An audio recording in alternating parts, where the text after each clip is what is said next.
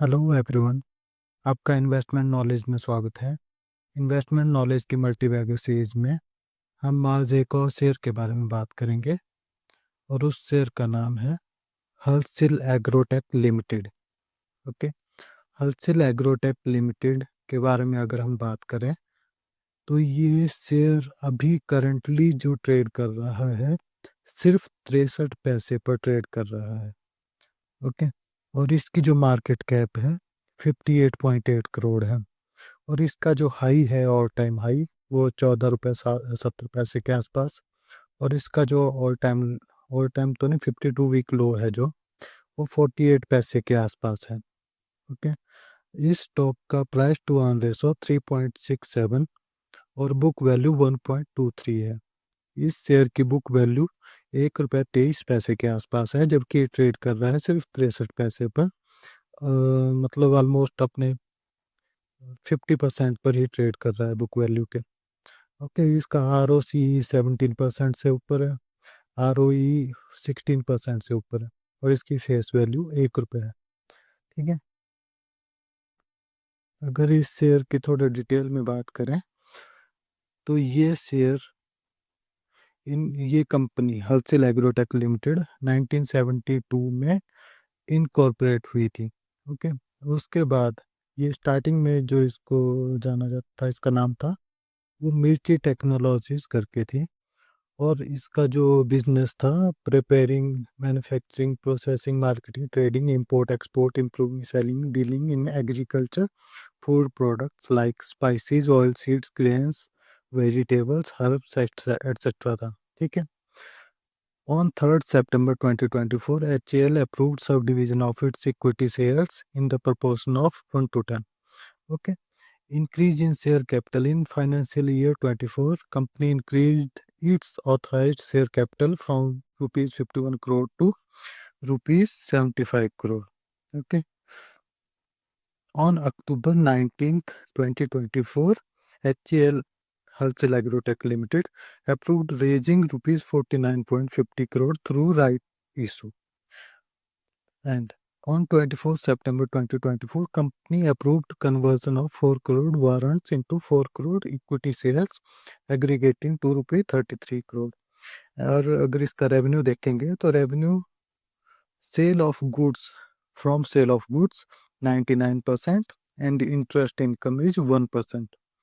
Okay, अब अगर इसका थोड़ा सा चार्ट अगर एनालाइज करें, अगर इसका 5 साल का चार्ट हम देखें तो ये 14 रुपये का इसने हाई बनाया था, अपना ऑल टाइम हाई जो इसने 2024 में बनाया था। और उससे ये गिर के, और अगर मैं इसके चार्ट पर थोड़ा, वैसे तो पेनी स्टॉक है, इसका चार्ट डिस्कस करना ज़्यादा मैटर नहीं करता क्योंकि अपर सर्किट लोअर सर्किट में चलते हैं। लेकिन ये कंटिन्यू अपर सर्किट में चला था 14 रुपये तक, और वहाँ से फिर लोअर सर्किट में लगते लगते अभी ये 63 पैसे पर पहुँच गए हैं। ओके, अगर अभी इसका पीई भी देखें तो वो भी बहुत कम है, जैसे ऊपर हमने बात की, ये सिर्फ 3.67 के पीई पर ट्रेड कर रहा है। ठीक है, और अगर इसके प्रोज देखें, company has reduced dept, company is almost dept free. Okay, company पर इस समय मतलब कोई भी कर्जा नहीं है, जो कि बहुत अच्छी बात है। ठीक है, stock is trading at 0.51 times it's book value. जैसे मैंने ऊपर बताया था, इसकी बुक वैल्यू ऑलमोस्ट 1.23 है, जबकि ये अभी ट्रेड कर रहा है 0.51 टाइम पर, अपनी बुक वैल्यू के आधे पर ही ट्रेड कर रहा है। ठीक है, company is expected to give good quarter. Okay, company has delivered good profit growth of 99.6 CAGR over last 5 years. और अगर इसके कॉन्स में देखें, though the company is reporting repeated profits, it is not paying out dividend, तो ये dividend बिल्कुल नहीं देती है। Okay, company has high debtors of 267 days, working capital days have increased from 230 days to 363 days. Okay, अगर इसके peer का comparison देखें तो इसके पीयर्स में इसका पी जो है, अगर आप पी देखेंगे इसका सिर्फ 3.67 है, जबकि इसका जो मीडियन पीवी है वो 35 के आसपास है। ठीक है, और ये बहुत छोटी कंपनी है, लेकिन जैसे मैंने पहले भी कई बार आपको बताया है कि बहुत छोटी कंपनियां बहुत ज़्यादा रिस्की होती हैं, ये जीरो होने में भी ज़्यादा टाइम नहीं लगाती हैं।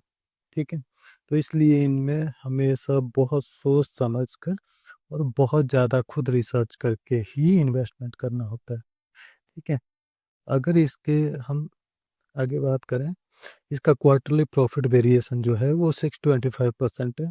ठीक है, सेल्स वेरिएशन 426% है, आर ओ सी 17 है, आर ओ ई 16% है, और इसका book value current market price to book value 0.51 है।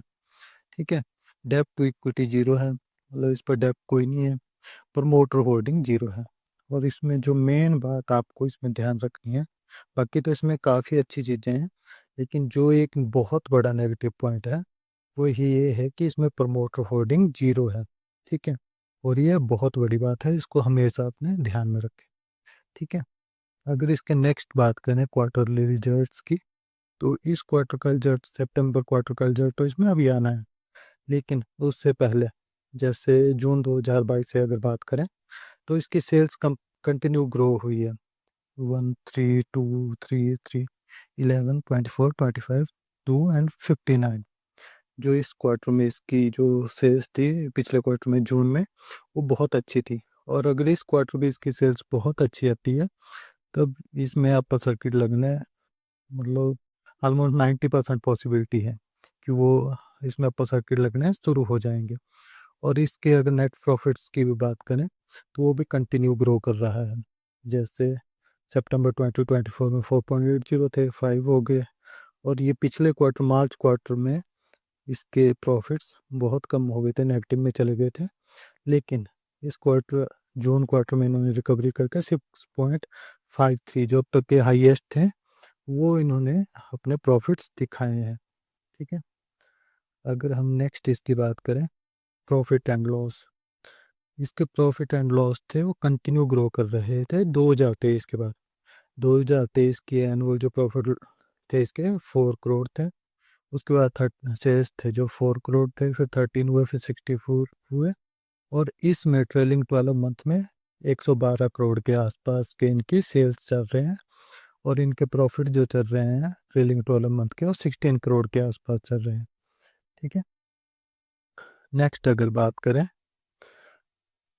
इसके रिजर्व्स की, तो इसके जो रिजर्व्स हैं वो भी 44 करोड़ के आसपास है। ठीक है, और इसकी बोरोइंग 1 करोड़ के आसपास है। ठीक है, अगर इसके बाद इसके कैश फ्लोज की भी बात करें, तो इसके कैश फ्लोज 50 करोड़ के आसपास हैं इस फाइनेंशियल ईयर में। मार्च 2025 में जो इन्होंने दिखाया है, 50 करोड़ के आसपास इनके कैश फ्लोज चल रहे थे, कैश रिजर्व थे।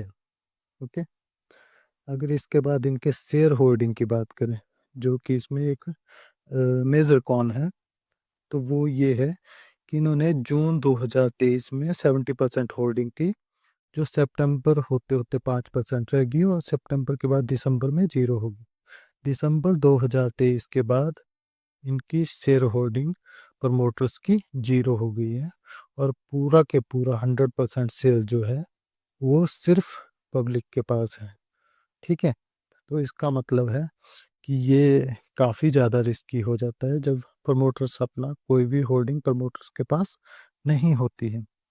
इसलिए अगर आपको इसमें इन्वेस्ट करना है या कुछ भी करना है, तो एक बार इस जो क्वार्टर है इसके रिजल्ट देख लें। अगर रिजल्ट अच्छे होंगे तो सोच लेना, अदरवाइज अगर रिजल्ट अच्छे नहीं होंगे या कुछ और आपको लगेगा इसमें, तो एक बार मतलब इसको इस क्वार्टर में रिजल्ट के टाइम अच्छे से देख लेना, समझ लेना, इस पर इसको अपने वॉच लिस्ट में रख लेना। ओके, लेकिन इसको इन्वेस्ट करने से पहले एक बार अच्छे से इस क्वार्टर के रिजल्ट जो है, मतलब इस क्वार्टर के रिजल्ट वेट कर लेना इसमें इन्वेस्ट करने से पहले। क्योंकि अगर इस क्वार्टर के रिजल्ट अच्छे आ गए तब तो ठीक है, अदरवाइज तो एक बार देख लेना, क्योंकि इसमें प्रमोटर की होल्डिंग जीरो है। ठीक है, अगर ऐसे कंटेंट आपको और चाहिए, ऐसे मल्टी बैगर स्टॉक्स और चाहिए, तो मेरे चैनल को सब्सक्राइब कर लेना। Okay, thank you.